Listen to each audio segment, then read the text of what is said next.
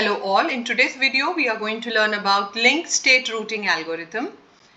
We have seen about the problem in distance vector routing algorithm, that is count to infinity problem. We will rectify that problem using the linked state routing algorithm. Why is it named as linked state routing? While we are routing a packet from the source to the destination, we are making a routing table. The routing table in distance vector routing had information only about the distance to its neighbors and what is the outgoing line. But we will have, in linked state routing, we will have the state of the link also provided in the routing table. Because in count to infinity problem, we were not aware that a particular node has gone down and there is no connection to that particular device. Because of that, the count has reached infinity and the nodes were not updated with the information. So we go with this linked state routing algorithm where the node in the network knows the entire topology of the network. That means every node will have all these information. What are the list of the nodes and links in the entire network? How are they connected, including the type? What is the cost or the metric to reach from one device to another? And what is the condition of the link? Are they up or down? That means are they connected, available, or they are not available? How do we build the routing tables in linked state routing? In linked state routing, we have a 4 set of actions that ensure that each node has a routing table showing the least cost node to every other node. What are the 4 steps?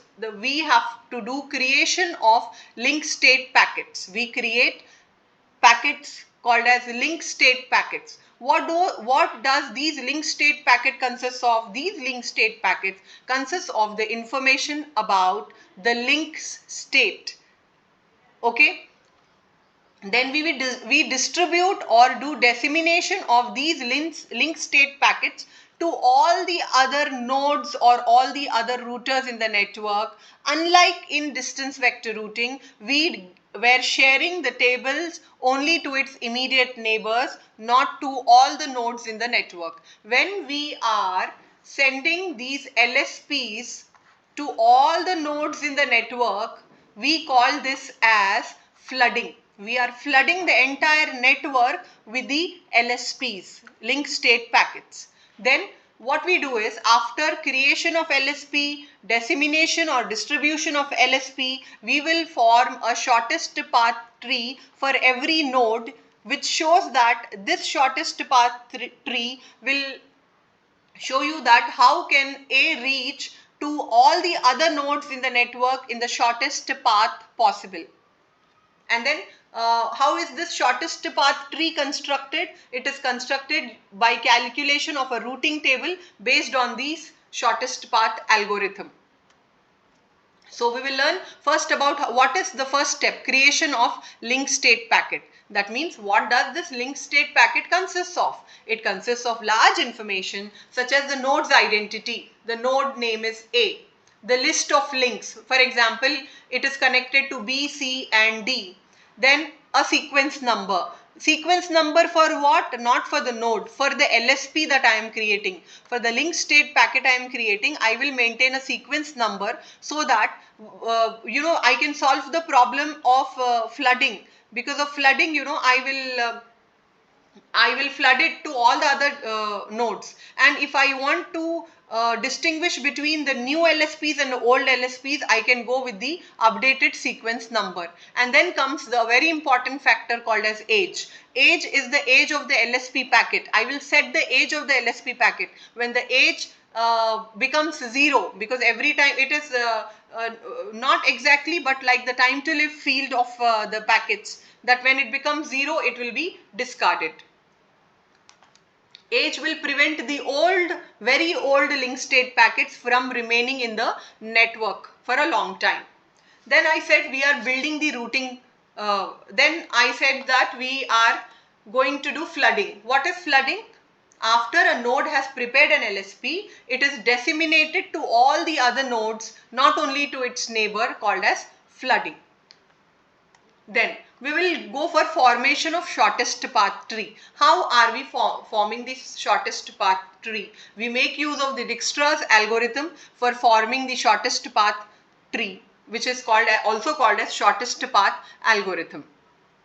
This algorithm works like this. It will divide the set of nodes in the network into two: permanent nodes and tentative nodes or temporary nodes.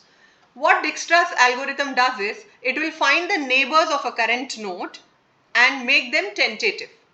After examining them, when they pass the criteria, it will make the nodes as permanent. Okay, we will understand this with an example. Let us see what is the flow chart for Dijkstra's algorithm, or what is the workflow of Dijkstra's algorithm. What we do is, we will set one of the node in the network as a root node. And this root node, what we do is, we will classify the nodes into a permanent list and a tentative list. If the tentative list is empty, what we do is, we look for the neighbors of a particular node. After I visit a particular node, and I will select a node with the least cost. For example, these are the nodes. Neighbors of, this is my working node now. How will I make it permanent? I will make it permanent by visiting its neighbors. These neighbors will be added into the temporary list, and I will select a neighbor with the least cost. And then this will be made as a permanent node, and then neighbors of this node will be added into tentative list. This process will continue until the tentative list becomes empty. Let us understand with an example. We have permanent nodes and we have tentative nodes. See here, this is a network. I would like to get the shortest path tree for node A, for example. Okay, now the node A is a root node I am considering, and the cost to A is 0 itself. What is the next step? I will get the neighbors of A and put them in the tentative list. The neighbors are B with a cost of 5, C with a cost of 2, and D with a cost of 3. Then what I do is, next step is, I will look for the shortest path from A to C using its neighbors. It is C. So now this C will come to the permanent list. So A was already there. Now C is the next working node or the permanent node. Now you can see here, C is made as the next temporary permanent node. Now what are there in the tentative node?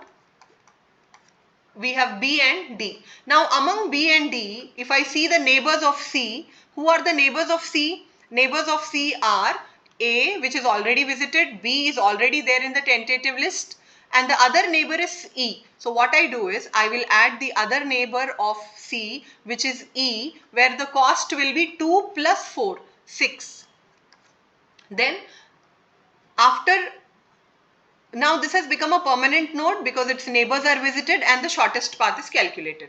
Now again I will look into the tentative list and I will look for the shortest path, that is D. So I will select A is already there, C is already there. Now the next working node or the permanent node will be D. You can see the one in the orange, circled as orange, are the permanent nodes. Now the next one is D with a cost of 3. So I will make use of D and I will look for the neighbors of D. Who are the neighbors of D? You can see the neighbors of D are A, which is already a permanent node. So what I will do, I will have the neighbors left, the nodes left in the temporary nodes are B and C. Then now which is the shortest one among this? B. So now I will move B into the permanent list as B as 5. Now B has become my permanent node. You can see B is the permanent node now. What are the neighbors of B? They are A and E, which are already, and C, which are already visited, are there either in the permanent list or temporary list. What is left? 6 is left. E is left. So now next node will be E. E will be my permanent node. So you can now see that I have got the rates from A to Z, from the node A to all the other nodes using the Dijkstra's algorithm, that is shortest path algorithm. I can reach from A to A with 0, B with the cost 5, C with the cost 2, D with the cost 3 and E with the cost 6.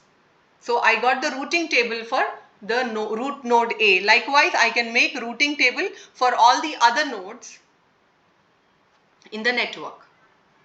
You can see A with a cost of 4 with a cost of 0, B with a cost of 5, C with 2, D with 3 and E with C. E, I am reaching from A to C via